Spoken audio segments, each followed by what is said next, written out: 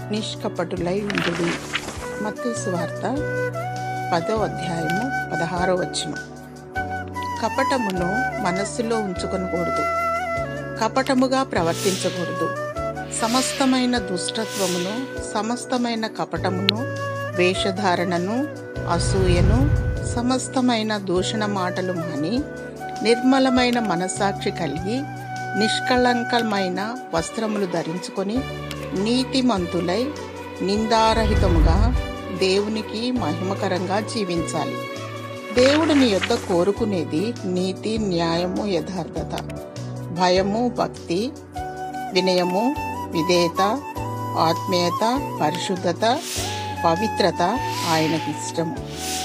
వ్యర్థమైన దానియందు మనస్సు పెట్టకయు, వ్యర్థముగా ప్రమాణము చేయకయు, నిర్దోషి అయిన చేతులను, శుద్ధమైన హృదయమును కలిగినవాడు పరిశుద్ధ పర్వతము మీద నివసింతురు, అనగా పరలోక వారసత్వమును పొందుకొనిదరు. క్రీస్తు యేసు కలిగిన మనస్సు కలిగి దేవుని చిత్తమును నెరవేర్చుచు నమ్మకముగా జీవించుము. నియమము ప్రకారము పోరాడము, వాక్యానుసారముగా జీవించుము, నిష్కపటముగా జీవించుము.